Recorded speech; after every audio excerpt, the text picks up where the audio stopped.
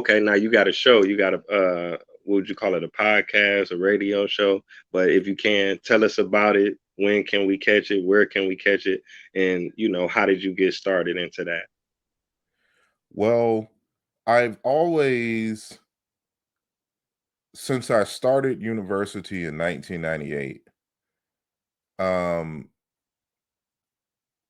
I always would interview and bring scholars to discuss and or debate topics on my college campus. And so, what I do now is really an extension of what I was doing in college. And so, um, it I went to Southwest Texas State University in San Marcos, Texas. Then I transferred to the University of Houston.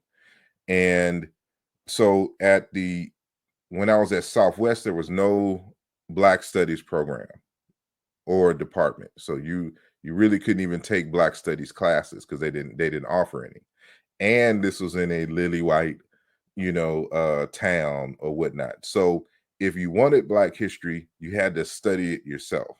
And so a group of fraternity brothers of Alpha Phi Alpha got uh suspended for hazing, right? So they couldn't hold any programs as Alpha Phi Alpha.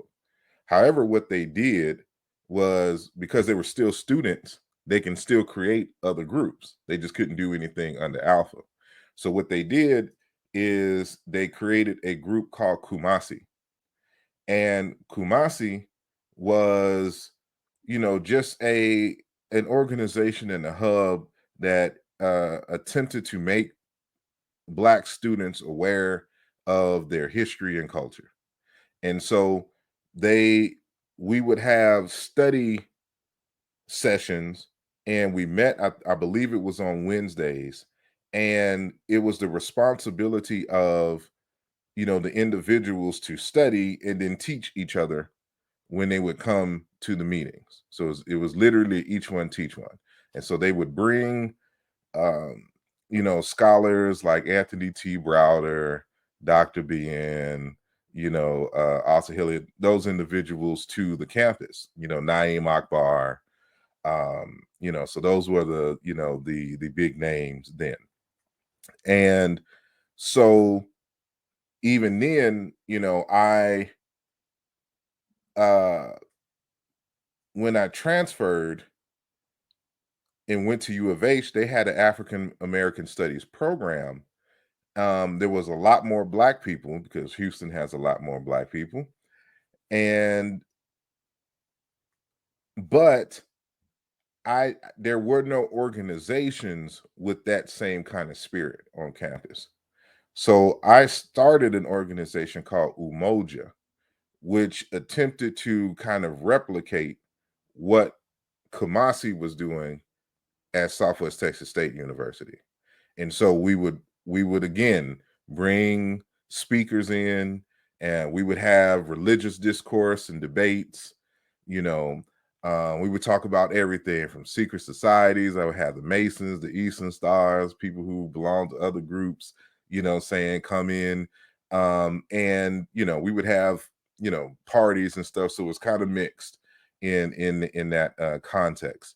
So, but as you know getting older and matriculating, we didn't really bring some young folks in and take over the organization, so it kind of fizzled out, saying once I left. But as a result, like, we started a poetry night, which was on the first Friday of each month at the Shrine of the Black Madonna.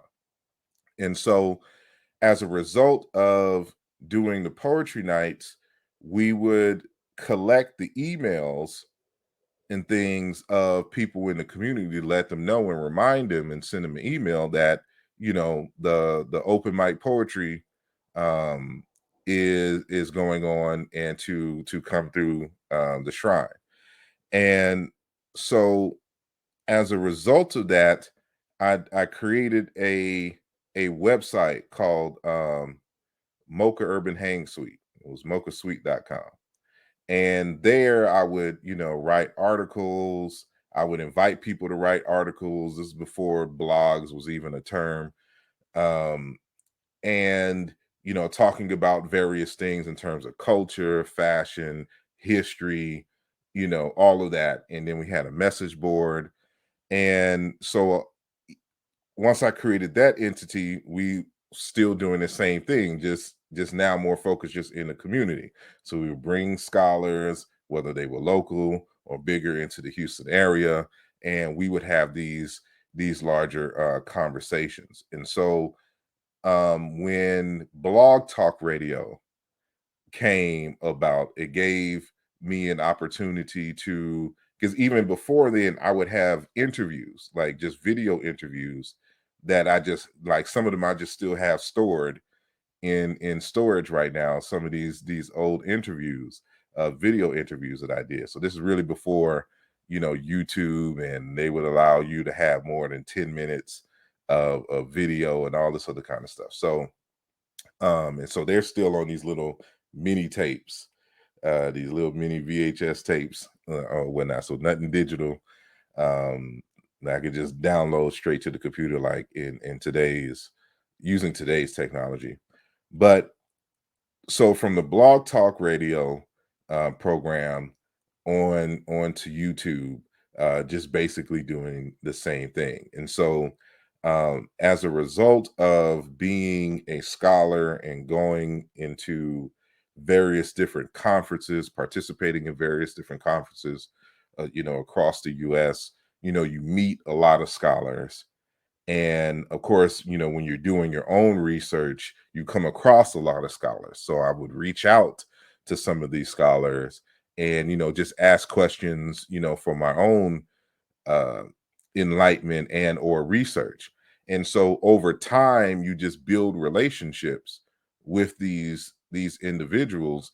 And as a result of having these platforms, I would want, because people would always ask me, how do you know about this? Where did you find this work? And da da da da da. And I would tell them, and I would try to explain sometimes what the core mission of the work is and why it's valuable. And so I figured that it would be better if I can get the scholars themselves to come and talk about their works.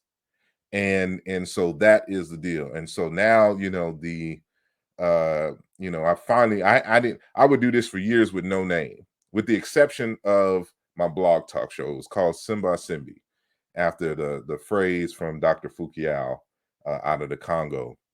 But on YouTube, I had no name. So I think only recently, like this year, maybe, or probably the end of last year, that I came up with Mbongi for my YouTube platform and program in terms of the interviews.